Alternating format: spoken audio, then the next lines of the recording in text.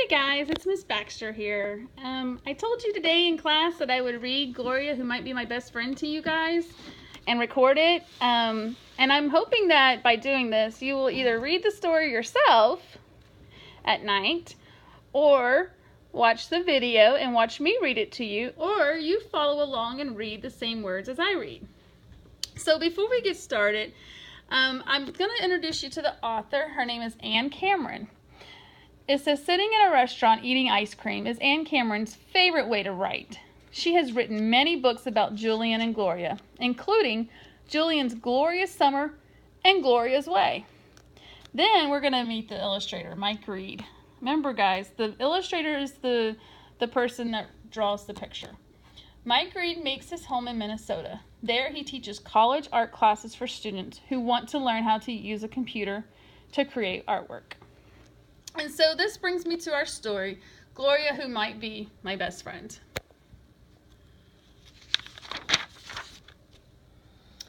If you have a girl for a friend, people find out and tease you. That's why I didn't want a girl for a friend. Not until this summer when I met Gloria.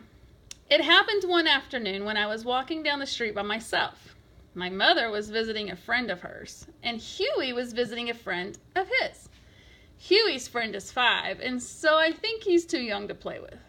And there aren't any kids just my age. I was walking down the street, feeling lonely. A block from our house, I saw a moving van in front of a brown house, and men were carrying in chairs and tables and bookcases and boxes full of I don't know what.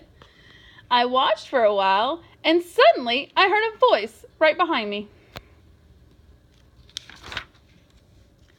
Who are you? I turned around, and there was a girl in a yellow dress. She looked the same age as me. She had curly hair that was braided into 2 pigtails with red ribbons at the end. I'm Julian, I said. Who are you? I'm Gloria, she said.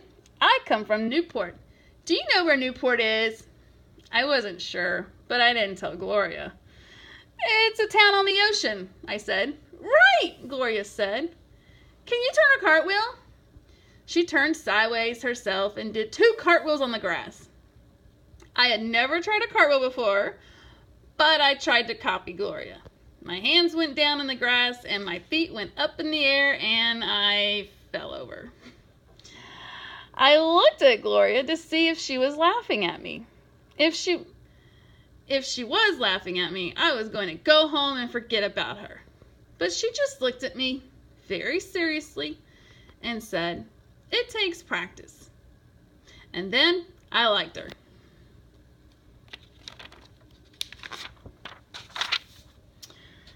I know where there's a bird's nest in your yard, I said. Really? Gloria said.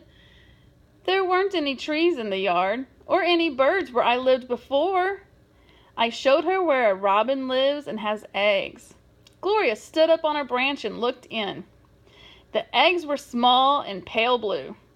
The mother robin squawked at us, and she and the father robin flew around our heads. They want us to go away, Gloria said. She got down from the branch and we went around to the front of the house and watched the moving men carry 2 rugs and a mirror inside. Would you like to come over to my house? I said. All right, Gloria said. If it's all right with my mother. She ran in the house and asked.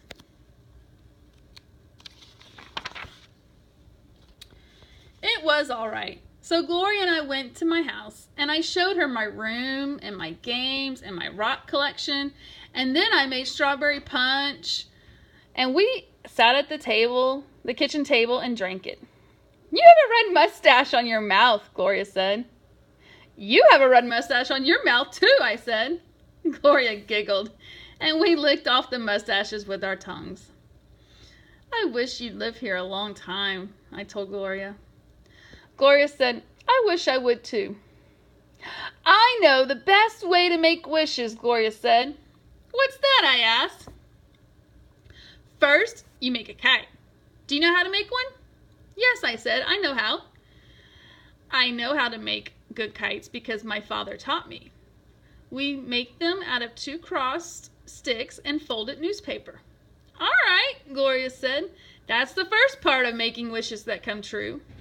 So let's make a kite. We went out into the garage and spread out sticks and newspaper and made a kite.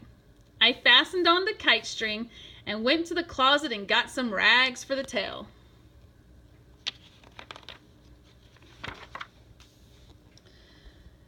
Do you have some paper and 2 pencils? Gloria asked. Because now we make the wishes. I didn't know what she was planning, but I went in the house and got pencils and paper. All right, Gloria said. Every wish you want to have come true, you write on a long, thin piece of paper. You don't tell me your wishes, and I don't tell you mine. If you tell your wishes, and I don't tell you, oh, I'm sorry, guys. If you tell your wishes don't come true. Also, if you look at the other person's wishes, your wishes don't come true. Gloria sat down on the garage floor and started writing her wishes. I wanted to see what they were, but I went to the other side of the garage and wrote my own wishes instead. I wrote, number 1, I wish I could see the catalog cats. Number 2, I wish the fig tree would be the tallest in town. Number 3, I wish I'd be a great soccer player.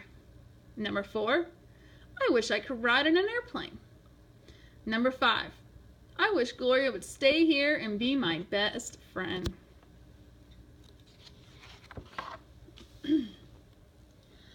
I folded my 5 wishes in my fist and went over to Gloria. How many wishes did you make? Gloria asked. 5, I said. How many did you make? 2, Gloria said. I wondered what they were. Now we put the wishes on the tail of the kite. Gloria said, every time we tie 1 piece of rag on the tail, we fasten a wish in the knot. You can put yours in first.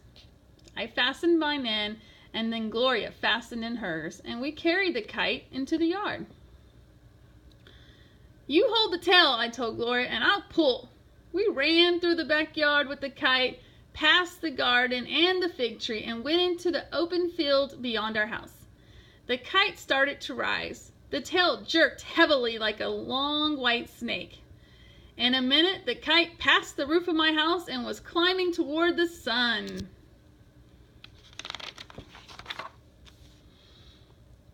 We stood in the open field, looking up at it.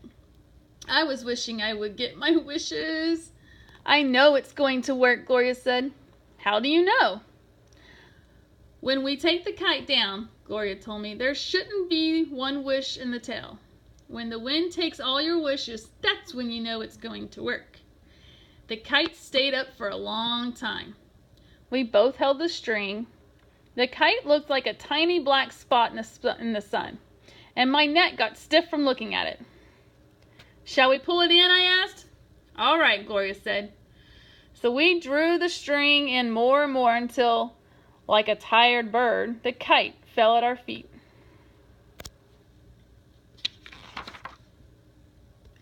We looked at the tail. All our wishes were gone. Probably they were still flying higher and higher in the wind.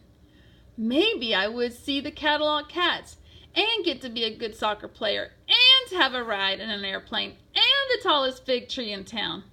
And Gloria would be my best friend. Gloria, I said, did you wish we would be friends? You're not supposed to ask me that, Gloria said. I'm sorry, I answered. But inside I was smiling. I guessed one thing Gloria wished for. I was pretty sure we would be friends. The end. And if you turn to page 238 in your books, this is the directions for how to make a kite that you can do on the weekend with an adult help. And there's some ribbon you can tie on for your wishes. So I would hope that someone would do that and tell the class all about it. All right, guys. See y'all tomorrow. Goodbye.